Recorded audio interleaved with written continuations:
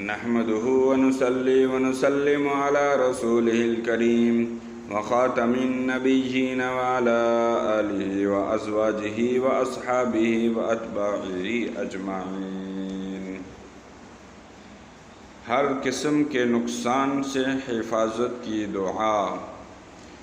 نبی کریم صلی اللہ تعالی علیہ وعلا آلہ وسلم کی خدمت میں ایک صحابی حاضر ہوئے اور عرض کیا، یا رسول اللہ صلی اللہ تعالی علیہ وسلم، آج رات مجھے ڈس لیا گیا جس کی وجہ سے میں صبح تک سو نہیں سکا۔ آپ صلی اللہ تعالی علیہ وعلا آلہ وسلم نے پوچھا، کس چیز نے ڈسا؟ صحابی نے عرض کیا کہ بچھو نے۔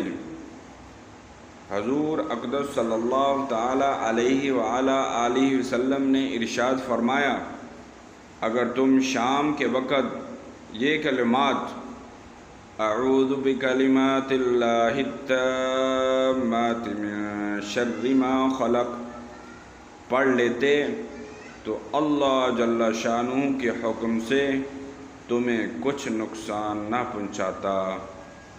یہ سنن ابو داؤد شریف کی حدیث ہے، حدیث نمبر 3898۔ اللہ تعالی ہمیں ہماری اور تمام مسلمانوں کی حفاظت فرمائے، آمین ثم آمین۔